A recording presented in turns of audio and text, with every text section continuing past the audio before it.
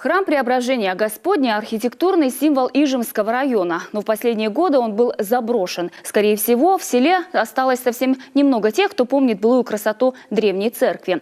Строительство храма Преображения Господня началось в Ижме в 1803 году. Уже тогда процесс растянулся на четверть века. Сам проект был утвержден архангельским губернатором.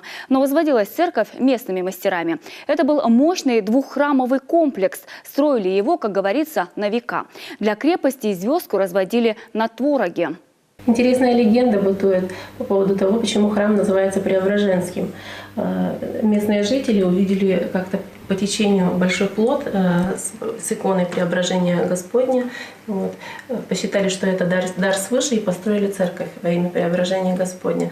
Свои двери новая церковь распахнула в 1828 году. А спустя 100 лет, в конце 30-х годов прошлого века, храм закрыли и переоборудовали под склад, который расформировали лишь в 80-х. Спустя несколько лет жители всерьез задумались о том, как вернуть святыне прежний вид. Но все, что со временем удалось сделать, это кое-как законсервировать строение. 2 года назад в Ижме был образован попечительский совет по восстановлению храма Преображения Господня. Общая стоимость восстановительных работ с учетом разработки проекта, проведения экспертизы, благоустройства территории составляет 76 миллионов рублей. Потому что если не заменить верхнюю часть, то можно утратить вообще все здание. То есть и сегодня с компанией, которая приезжала из Челябинска, обсудили примерно планы работы, они даже составили графики.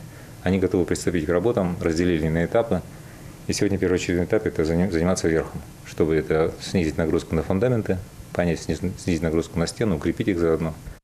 Восстановительные работы начнутся именно с верхней части. В планах замена купола, укрепление стен, установка кровли над задней частью сооружения. К слову, работы будут производить не только приглашенные профессионалы. На стройке ждут помощи и местных жителей.